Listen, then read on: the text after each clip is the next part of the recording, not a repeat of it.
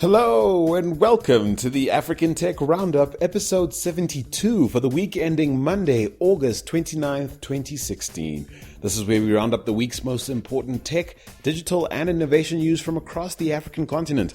My name is Andile Masugu. Thank you for listening in. Today's show is jam-packed, folks, and you definitely want to stick around because later on in this week's episode, I'll be bringing you some exclusive clips of conversations I had with some key power players on the continent's tech and innovation scene. I caught up with them at Demo Africa 2016, which went down in Sandton, Joburg late last week. And some of the people I spoke to include angel investor and founding president of the African Business Angels Network, Tommy Davies, Microsoft's director for venture capital and startups, as well as African initiatives, Amrote Abdella, the city of Joburg's director for economic development facilitation, Tsolo Mogotsi, and managing partner of the Lions Africa initiative, Stephen Ozegbo. But of course, before we get to all that, we'll be covering the week's news headlines, which include the continent's biggest tech company, Naspers, taking serious strain in the face of fierce global competition, Spark Venture Fund reportedly investing $1 million in the mobile survey startup mSurvey, and Airtel Uganda and Human Network International HNI partnering to provide a free on-demand information service for Airtel's customers in rural Uganda. Now that's all coming up, but do remember that if you've missed any of our past episodes, you can catch up anytime you like by clicking through to africantechroundup.com. We also love to hear from you, so do give us a shout on Twitter at African Roundup or on Facebook at facebook.com/African Tech Roundup. And of course, if you'd like to contribute to the show, you can write us an email or send us an audio note via hello@africantechroundup.com.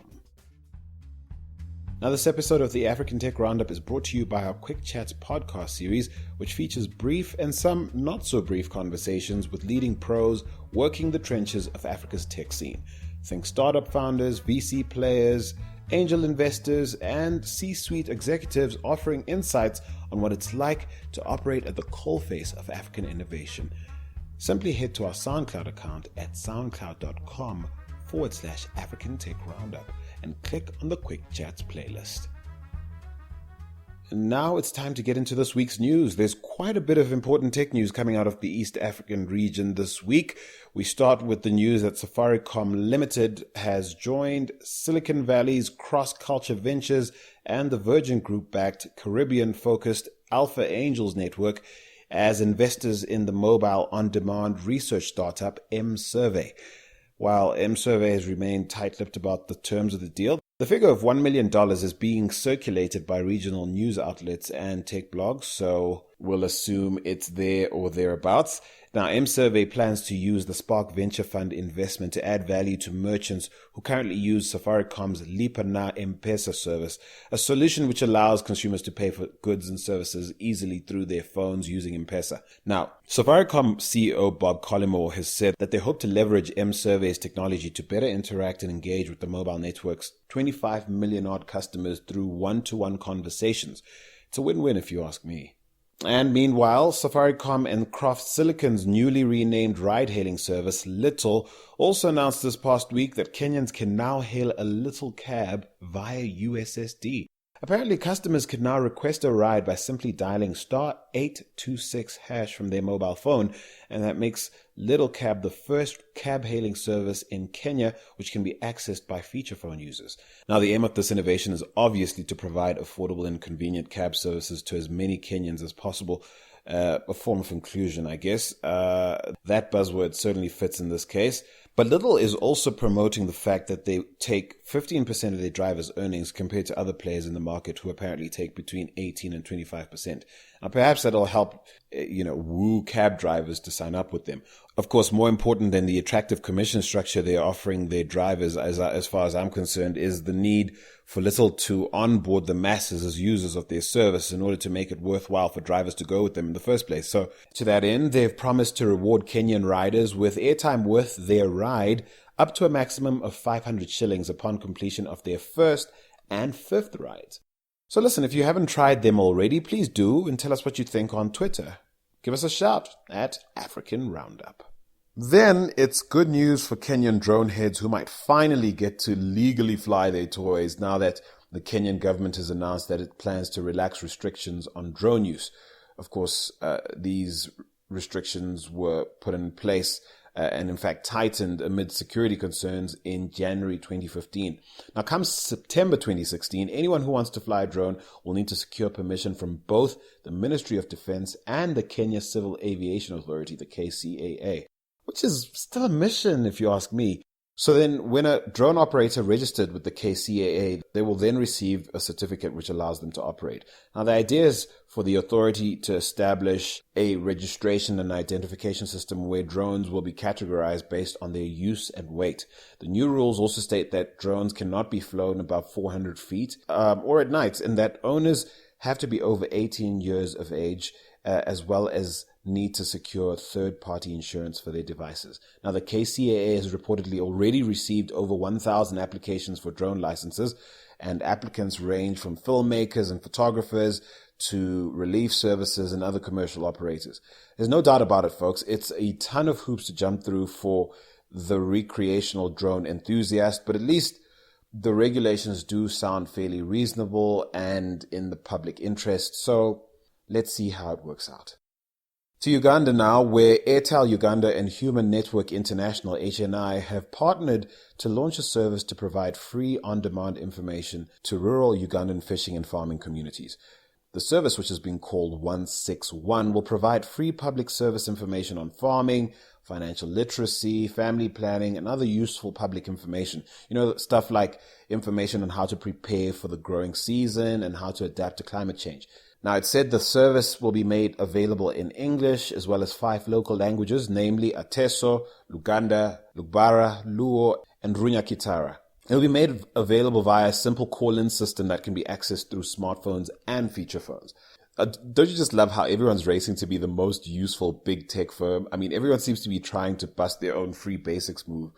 Look, I'm not fooled for a second into believing that they are altruistic motives at heart for such efforts, but hey, when they actually do help people and change lives, I can't hate. So good on you, Airtel Uganda. We see you, fam. To Nigeria next, where online furniture marketplace showroom.ng is set to close shop come the end of August 2016. Now, after 2 years of operation, the platform's founder, Sheriff Shitu, announced this on Medium in a post entitled 12 Years a Hustler, Time to Go Home. Now, Shitu started Showroom NG after working senior roles at Lokoso, Konga, and Zima Fashion. And in his refreshingly honest piece, he admits that he made some fatal mistakes in running Showroom.ng, which in December 2015, he said secured some significant funding. Now, the post chronicles the personal struggles he went through while running the platform. You know, stuff like being robbed at gunpoint and a couple of other rough things that made his journey as a startup founder pretty tough. But I do love how he owns mistakes that were made and perhaps errors in judgment, and how he takes full responsibility for the fact that this is his baby and that he is putting it to rest because he's done everything he can and it still didn't work. He said that he'll probably take a month off and just do nothing. And I think the very candid way he's shared his story is so important to our tech ecosystem, because we need to learn to start being okay with failure and growing from it. And I have no doubt that someone like Sheriff will bounce back and perhaps be the stuff of legends in a couple of years once he's actually found his groove doing something else. So wishing you all the best there, Sheriff. Rest easy, my guy, but come back. Meanwhile, the e-commerce copycat juggernaut that is Jumia marches on. Jumia is launching its own third-party online payment solution called, wait, you guessed it, Jumia Pay. Now, apparently it's modeled after Alibaba's payment solution, Alipay, and will serve all 23 African countries that Jumia currently operates in. But it will definitely be rolling out in Nigeria first. Now, Jumia is trying to make paying for stuff online easier and more convenient by allowing users to be able to make online payments like utility bills and airtime top-ups in addition to paying for their shopping online. Now, perhaps what this idea lacks in originality, it might make up for in other ways like usefulness. Maybe, yes, no, well, we'll see, I guess. To South Africa now, where IBM has opened its first research laboratory in Southern Africa. Now, it's based in Bloemfontein, Johannesburg, and features an infrastructure as a service platform based on OpenStack connected to IBM Storewise for efficiently provisioning 80 terabytes of storage for research projects. Now, researchers will be using the facility to explore the use of cognitive computing, the Internet of Things, and big data to support South Africa's national priorities, drive skills development, and foster innovation-based economic growth. Now, the center is IBM's second research facility on the continent, with the first located in Nairobi. It's located within the startup incubation hub at the Tsimologong precinct, which is run by Wits University and the Johannesburg Center for Software Excellence, the JCSC. Now, IBM has invested nearly $49 million in the lab, and entrepreneurs in the precinct will all be allowed access to scientists and engineers working there. So Braamfontein is shaping up into quite the tech hub in the Johannesburg area. Well done to you, IBM. There's definitely a development that will add value to that community. Now, staying with South African news, the continent's biggest tech firm by market value, Naspers, admitted last week that they're hurting real bad. Now, the internet and pay TV businesses are stalling in the face of various African currencies weakening against the dollar. Of course, in the various countries they operate in, their subscribers pay in local currency, and of course, the dollar is stronger, they lose. So, speaking at the company's annual general meeting last Friday, Naspers CEO Koos Becker told investors to buckle up for a bumpy road ahead. He cited things like slowing growth across the continent, but most notably slowing growth in South Africa. I guess that's a diplomatic way of expressing the fact that the company has lost something like 288,000 pay TV subscribers across the continent. Now, he also said that fierce competition from the likes of Google, Facebook, and Amazon has eroded the profits of their online businesses. And that's not good news because Naspers is desperately looking to grow its internet businesses to ease the dependence it has on its 33% stake in Tencent Holdings. You know, the Chinese technology company that currently accounts for almost half its value. Otherwise known as the company that has to stay alive. Otherwise, it's game over for Naspers. After the news broke on Friday last week, the news led to a 0.3% decline in the firm's share price on the Johannesburg Stock Exchange. But more worryingly, leading up to the announcement on Friday, S&P Global Ratings changed its outlook on Naspers' credit rating to BBB-. That's the lowest investment grade possible with S&P. So, how the mighty falter. But finally, in more cheerful news, Demo Africa 2016 went down in Sandton, Johannesburg late last week. And guess what? It was awesome. I met quite a few of you who listened to our show out there. It was really nice interacting with you. Thank you for coming up to me and letting us know how much you enjoy the show. It's really nice to get that sort of information. It's a lonely job otherwise. So, really nice meeting those of you I did. However, it was truly quite a spectacle. It took me quite by surprise as someone who does a lot of these events, conferences. I try and limit the number of hackathons and pitch competitions in general, but man, was it worth my time last week. Everything ran like clockwork. The production value was insane. They were streaming the whole thing live online, and it did create quite a buzz in media circles. But most importantly for me was the quality of the truly international crowd in attendance and the level of meaningful engagement I personally saw taking place. I literally saw this happen with my own eyes, people making the sort of connections that we only hear about, or we hear, event organizers claim they'll have happen at their events, but really do. So what I managed to do was catch up with some pretty insightful individuals who are intricately involved with the continent's tech ecosystem and pull them aside for candid chat. So as promised, I'm going to share some highlights from those conversations. We'll start with a snippet from my chat with Stephen Ozigbo, who is CEO of the African Technology Foundation, as well as the managing partner of the Lions Africa Initiative. They're the influential force behind Demo Africa. So take a listen to this. Tell us a little bit about Lions Africa and what being managing partner involves. Absolutely. Lions Africa is the platform for innovation, which is backed by the U.S. State Department. It's out of the Office of Global Partnerships. And Demo Africa is one of our flagship events. And what happens with this is we are following the global process of creating Launchpad for emergent technology companies. And Demo is in its fifth year. The first 2 years were in Nairobi, and then we had 2 years in Lagos. This is our first time in South Africa. It won't be our last. We're hoping to come back again. Whoopee. Sorry to the rest of Africa. But I mean, certainly, if we do this right, then we will definitely be around the block a few times. And what it is we've done East Africa, we've done West Africa. So let's come down south, and then let's go up north. Well, let's talk about a little background on you before we talk about the specifics of business that's being done at the conference. You've got quite an extensive history as an investment consultant, a background in advisory. Talk us through the journey to landing, the spot you now inhabit, or at least the role you now inhabit with Lions. Absolutely. My background started professionally with investment banking. And I have an MBA in global business. Part of my MBA I did in China, so I've always been sort of like a global citizen. And right after the 2008 crash, of course, my career pivoted into what I would call foreign direct investment advisory. Sorry, did you crash with it? Well, you can say that. 2008, I don't know if there was any banker in the world who had a claim to fame. And the ones that did are currently in jail. So that's how far I can go with that story. So happily, you're definitely not on the jail side, and you're on the other side of the bars, which is to say you survived, and none the worse for wear, the way I can tell. No, thankfully so, because there were good times. There were good times prior to that. There were bad times immediately following that.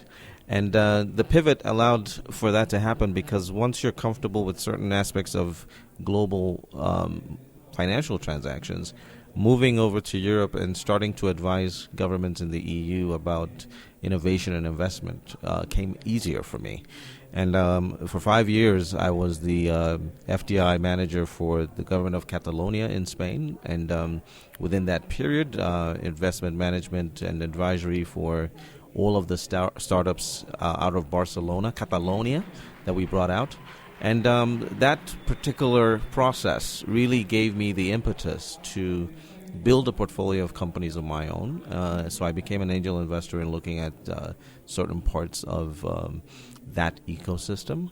And being African, of course, I was born in Nigeria. So being African, these were parts of the experiences I needed to have to do what I'm doing now, because there was no way I could have come back to Africa and said, look, give me your money, I need to manage it for you, or here, I want to invest in so-and-so company, without really chipping my teeth, really. So here we are. I'm building portfolio companies. I'm making investments in some of them. And we started now to look at, okay, what's next? The State Department and the White House and USAID and the other agencies that we advise, these are all agencies who are doing fantastic work in Africa, but sometimes need the in-betweens. And, we're proud to be managing partners for the Lions Africa Initiative now, but it's also been a long time coming because we've been supporting them since day one. Given your position, you interact with various elements of the tech ecosystem, elements that often view each other with some level of, I don't want to say suspicion, but certainly a certain tentativeness, perhaps. And I think what Demo Africa does, in my opinion, is bring the various stakeholders in our ecosystem together to have conversations they might not otherwise have as easily. Tell me some of the challenges in engaging the various aspects of the ecosystem. You mentioned public organizations and NPOs, and then there's the venture capital community, the angel investment community, and of course the startup community, and then of course perhaps the enterprise community as a whole that's trying to hang on for dear life and not be disrupted. And an event like this probably gives you a bird's eye view of what everyone's pain points are and what they need to get out of everything. What's your sense of how the dialogue between all these parties, how well that dialogue is going? That's a great question. Let's start with the fact that Africa is not a monolith, and it's 55 countries. So for the most part, when people look at Africa and discuss certain things with a single brushstroke, that in itself is a problem, right? The ecosystem issue, or not even issue, the ecosystem opportunity as you portrayed it, is somewhere even in the United States, I said it on stage yesterday. I said I represent the interests between Africa and Silicon Valley, but not Africa and Mississippi, not Africa and Ohio, right? Because I'm looking at the mecca of innovation.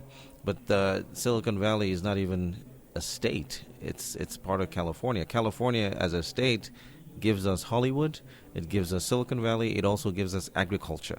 A lot of 95% of wine in America is made in California. People don't realize that. So what am I trying to say here? That each member, each participant, each node within this ecosystem has a role to play. And all of those roles are aggregated into what could be the success of Africa's burgeoning technology ecosystem. It's early days. It's very much early days. So for what seems like organized confusion, what we're really trying to do is knowing that everybody plays a part, pick up your tools and go to work. Because the convening power that the likes of Demo Africa can bring can only do so much, right? We all still need to try and work things on a regional level, on a local level, and maybe sometimes to a municipal level.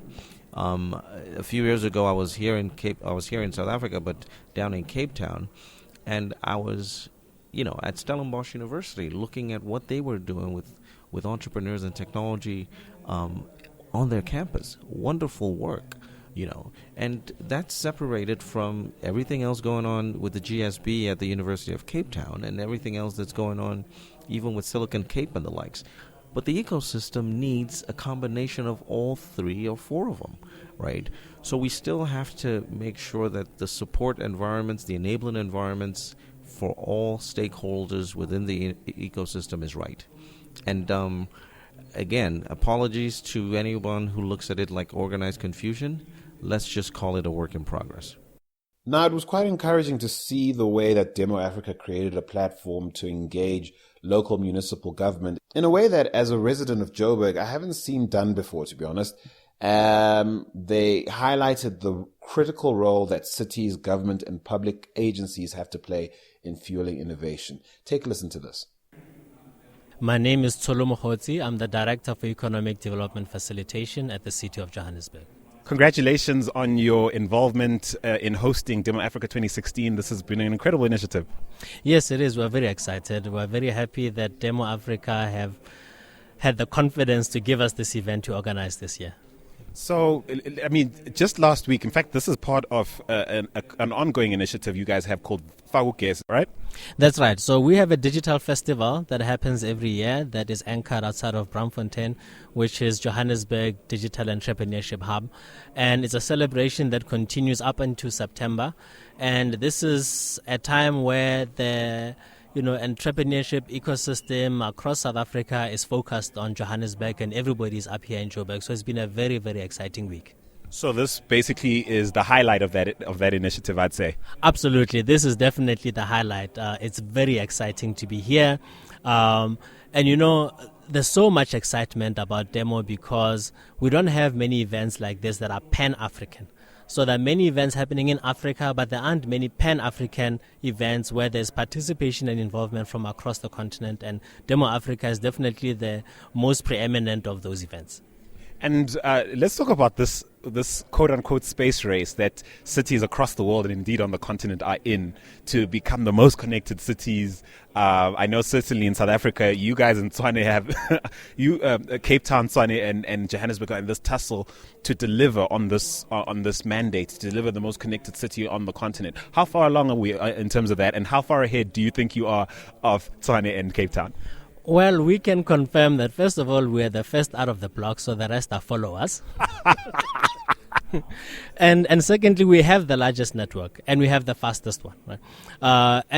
For us, this is really about municipal infrastructure as a basic service. So for us, it's not a gimmick.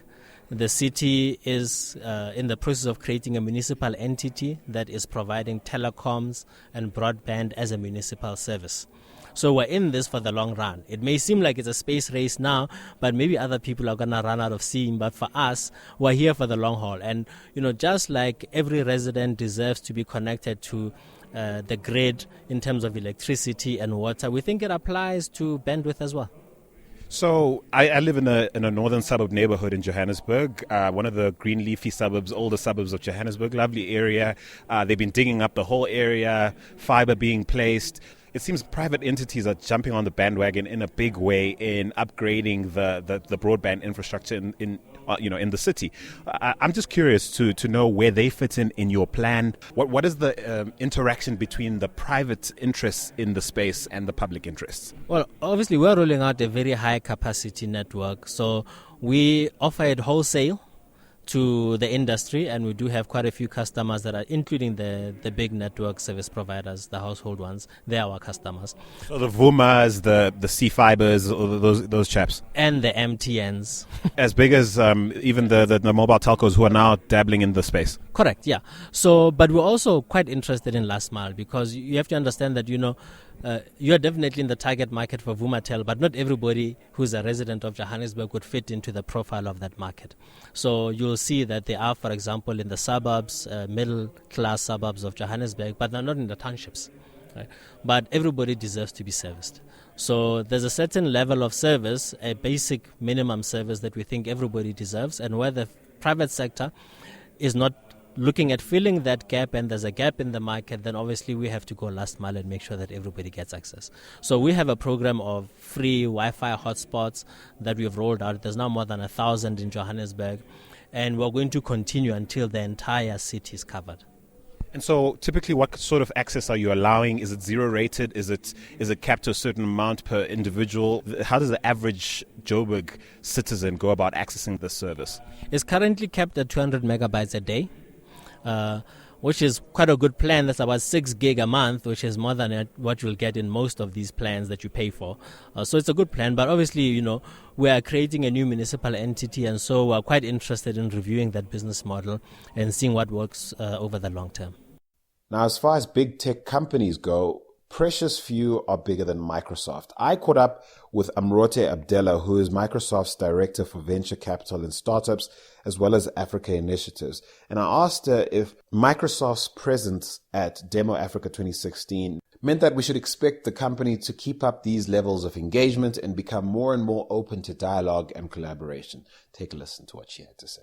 Am I reading it right if I say that I'm noticing Microsoft developing a much more collaborative attitude, certainly compared to, say, 15, 20 years ago, where the evil word proprietary basically ruled the day? And what do we have to thank for that? Is it the new generation of tech biggies like the Googles of this world that have brought this attitude on? What sort of conversations are you having at Microsoft for this to become a reality, or at least from where I'm sitting, it seems to be so?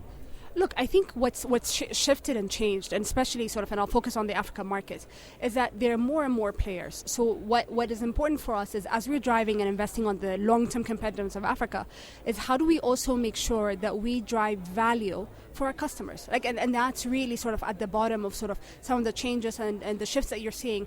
Our mission today is on how do we empower every person on the planet and organization to actually do and achieve more. So when you think of that, then we're working with partners, but collaboration and the customer obsession is really at the heart of it.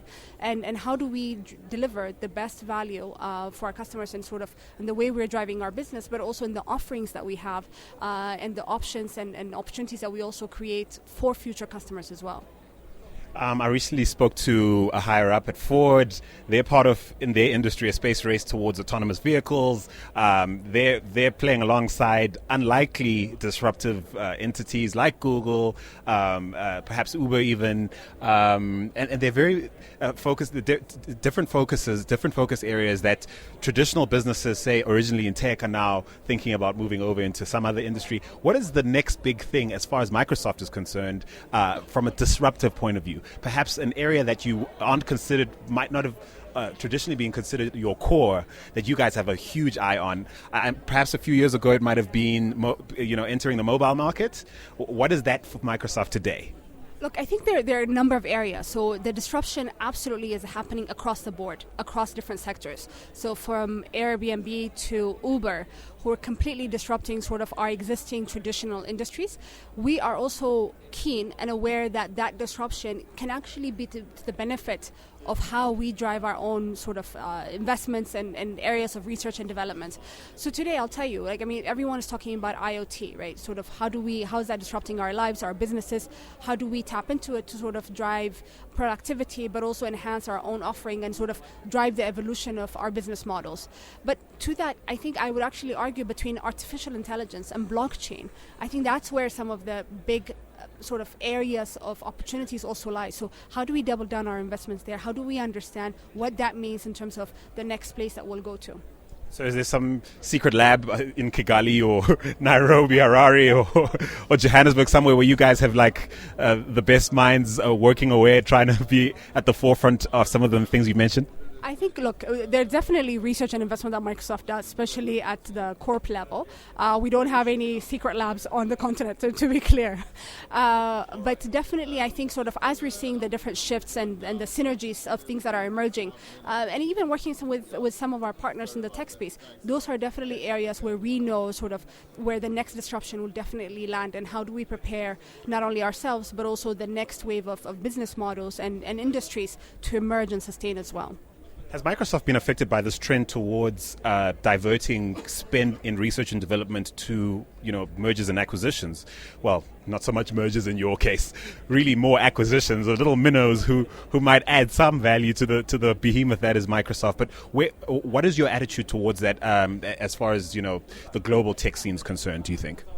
Look, I think there's definitely an opportunity to sort of continue from the early acquisitions of Skype, right? So how do we make sure that we understand what's happening where? How do we tap into it, and how do we sort of add it to our existing services and make sure that we can add value, again, coming back to the customer, to really deliver a better experience? So I think that will continue to be within the focus, not only here in Africa and partnering with some of our startups, but also really thinking globally, how do we make sure that we are looking out for the next innovation? So that will continue to be there.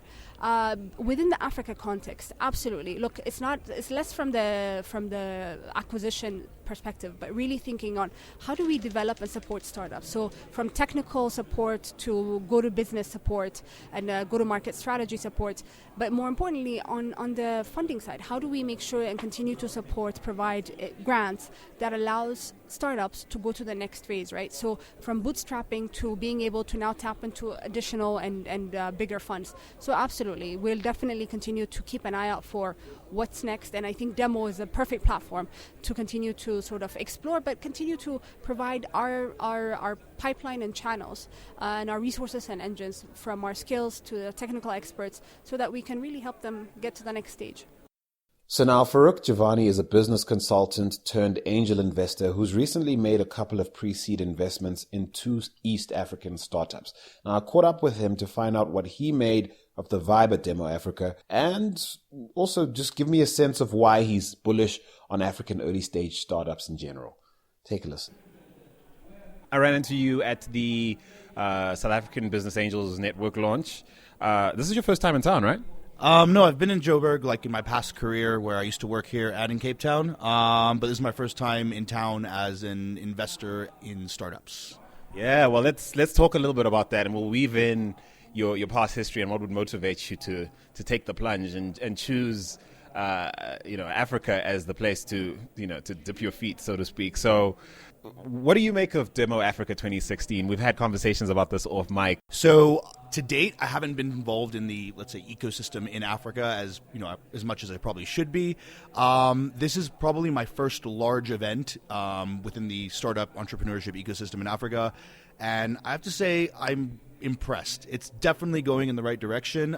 There's a lot of interest in driving entrepreneurship across the continent.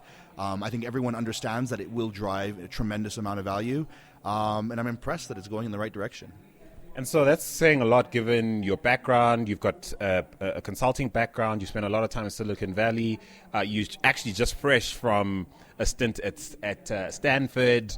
All impressive things. So what are you most impressed about, given the benchmarks you've obviously been exposed to elsewhere? So I think, I think the quality of entrepreneurship is improving.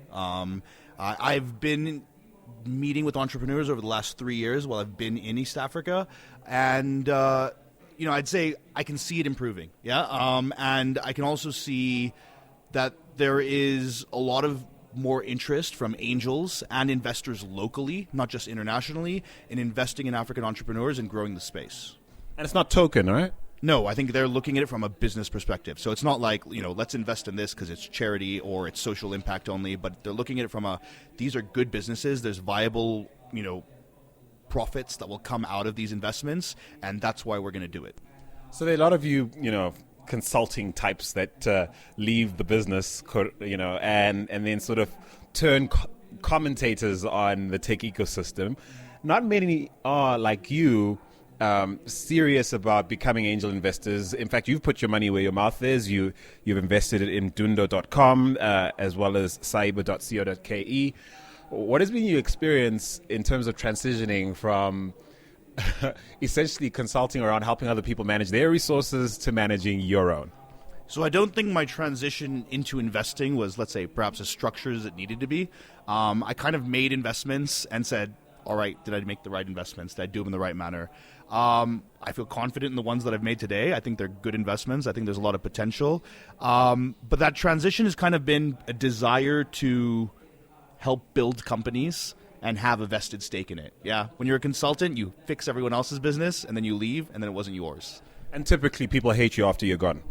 I think they like me, but maybe others. Well, I suppose. It depends, again, who you are in the organization. Typically, if you're in the C-suite, they love you. The C-suite loves me. Everybody else kind of didn't like me, but, that's part and parcel of the game, I guess. So when you talk about a structured approach to investing, let's dial back. Okay, let's dial back to you're sitting in the U.S. thinking about which part of the world to exercise, your to flex your angel investment wings. And then you pick Africa, and then later pick specifically Kenya, and then specifically these businesses. Tell me about the sort of science or lack thereof that was applied to each process. So I think it didn't start in the U.S. I mean, I've left the U.S. 10 years ago. I lived in Asia for 5 years. I lived in the Middle East for a couple of years, worked across, I think, 18 countries. Somewhere along that process where, you realize I'm a consultant. I help everyone else. I don't necessarily have anything at stake. I can't show anything for all the work I've done over all of these years. I started looking at, well, where do I want to settle? Where do I want to invest? Where do I want to grow my future life? It was Africa. That was kind of an easy answer. Why? Why is it so easy? It's not so obvious for other people, for some. So easy, whether it was fully thought out and fully understood about the challenges of actually doing business here and growing businesses, perhaps not. But one of the primary reasons was, my family was originally from Tanzania, and my parents were born there, my grandparents were born there. I had no experience there before the age of, I think, 29. Or 28, 26. But I moved to East Africa because I like emerging markets. And I'd spent a lot of time in Asia from like 2006 to 2011, and I'd seen Southeast Asian economies basically take this curve up and develop. I've seen entrepreneurship develop there. In 2006, there's probably very little liquidity in the market. There was not a lot of investments going on. You had your founders pitching for their first investments. You had very little VC activity. And if you look at it today in 2016, it's very active. It's growing. And these 300 million, 200 million, 100 million person economies are now driving investment and growth, and mobile phones have transformed those countries. I kind of looked at the map and I said, okay, well, where is it going to happen next? Right? India, it's kind of happened. What's the next step? Africa is the obvious answer. And I think the change it can drive in Africa, whether that, the mobile phones, smartphones, the internet, and the development of businesses and technologies on these platforms have a more drastic impact in Africa than they do elsewhere. And from that, there's a lot of value to be extracted out of businesses, and there's a lot of people to empower through those products. Right. So you settled on Africa. You choose Kenya. Lagos would be, certainly on the list of places you could consider settling down. Johannesburg, Cape Town, Kigali, Accra, Cairo, even Morocco. Why Kenya? So I think East Africa is quite interesting in that, if you take mobile money in East Africa, there's 55 countries across this continent, and they're all different. They're all very, very different. Yeah, the difference between Nairobi and Dar es Salaam, Tanzania, completely different. And you've got to understand those nuances if you're building businesses in these markets. East Africa for me was a bit of a, when I say East Africa, Kenya, Tanzania, Uganda, Rwanda. If I missed out anybody, I apologize. But those markets are, I think, had a personal connection to them. Yeah, I had family history there, and it made sense for me to go there. In terms of Nairobi specifically, so Nairobi and Kenya, I think, has a great deal of human capital, and that's very important in doing this. And governments and economies around Africa, countries around Africa need to understand that money follows talent, and developing talent requires investment in education. And if that investment in education is happening evenly across Africa, everybody would have the same attention as Nairobi, Lagos. Yeah, but that's not the case. And I think that's kind of the challenge. Nairobi is, I think, a great starting point for all of East Africa. You've got great human capital. You have investment that has gone in the past. So you have iHub, you have Nairobi Garage, you've had accelerators based out of Nairobi. And if there is a fund in East Africa, they're present in Nairobi. Now, not to say that there's other countries that are not driving that investment. Rwanda has completely changed a lot of the legislation around capital gains and investments to make it appealing for investors to invest in Rwanda, especially in entrepreneurship, in tech. And they've created a government fund to do so. I think the question for me is, how do these African countries work together to actually build an overall ecosystem? Because while Nigeria may only care about Nigeria because they have lots of people in Nigeria, the value is really across a continent. I mean, if you take the U.S., for example, the U.S. has 300 million people with an average GDP per capita that is significantly higher than the GDP per capita across every African country. So if you launch a product or business in the U.S. in one country with one set of legislation, with one set, with one common market, you could expand across a population that has a relatively high GDP per capita. Very quickly. Yes, and it's a lot easier. So if you want to build a business and make money, you do it in the U.S. You wouldn't go and say, let me do it in Nigeria, let me do it in Kenya. Because if I'd launch in Kenya, I've got 40 million people with a lower GDP per capita. So how am I going to extract value? And at the end of the day, all of this investment is, if it's not driven by making money, it's not going to be of long-term value to these economies, to these people, and so on. And I think that's absolutely key. So the question is, how does Africa, whether it be East Africa as a region, whether it be Sub-Saharan Africa, whether it be certain regional blocks, work together to, make it appealing for an investor to invest in Tanzania, invest in Rwanda, but expand their business beyond that single market so they can actually gain value out of the money that is invested. You're sort of betraying your hopes as in terms of where you'd like to see the continent go, in terms of the corporate tech ecosystem maturing, and certainly giving the investments you've made so far a chance to scale successfully across a number of different countries, right? Yeah, totally. And I mean, I have made investments specifically in a space where I believe you can scale across countries. So we take Madundo, for example. Madundo is currently East Africa's largest music streaming service with a million monthly active users. Do we extract value from all those million monthly active users? We are revenue generating, but the big picture is we have more and more people coming onto mobile phones. We have more and more people consuming content through their mobile phones and moving away from traditional forms of media, i.e. radio. So right now we know that on average our users spend 90 plus minutes a month listening to content on our platform. That's 90 minutes they're not on radio. Now, do we have 1 million users in Kenya? No. Ironically, our largest user base today is now in Tanzania. Why? Because of the cost of data. Now, if we're a startup and we only focused on one country, Kenya, we're more likely to fail.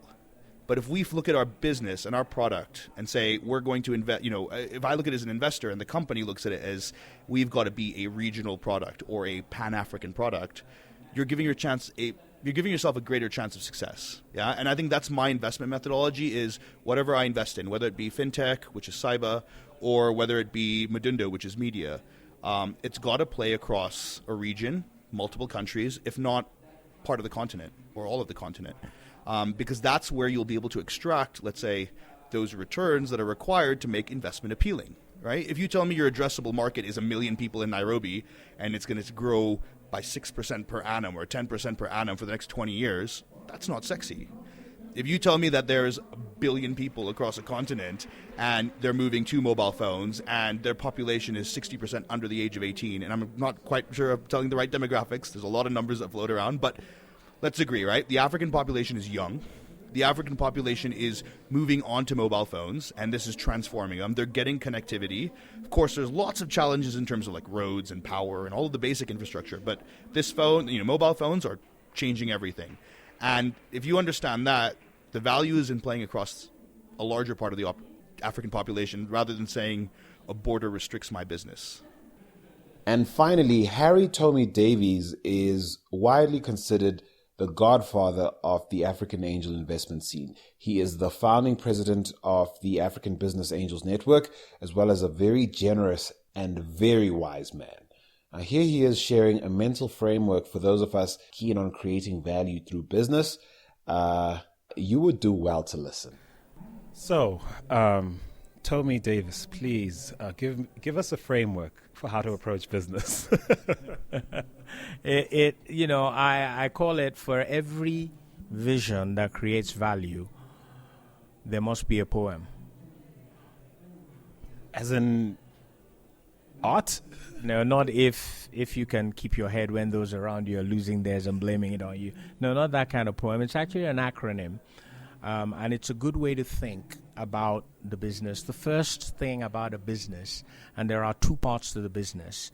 The first is the promise or the proposition, which is what exactly is your proposition to the market? What is that product? What is that offer? What is that service? And most importantly, who is it for? So you got to get that first. That's where it starts. It's all right. You're solving a problem. Who are you solving the problem for? Okay, there's an opportunity. Who's the opportunity for? So that is the P, which is proposition, or your promise. That's where business starts. And wrapped around that are things like who's the competition, what are the substitutes for it, what is the regulatory environment. But the bottom line of your proposition is the revenue. It must be clear. Okay, the proposition's clarity comes through revenue from customer. That it must answer that question when you think about it. So when you issue one statement about your proposition, it should be able to tell me, okay, what's the customer revenue stream like, so that I'm clear on that. Now that we've got the proposition clear, all right, which is the first part of the business, the question then becomes, okay, that's nice. I can see how that would be money, and you could make money from that. Who's going to do that? So the O is for the organization that is going to deliver on the promise. Okay, so what kind of people are we talking about? What kind of structure are we talking about the people having? What kind of processes will they execute to make that happen? What kind of underlying technology do they have to deploy? You start to get it. Okay, and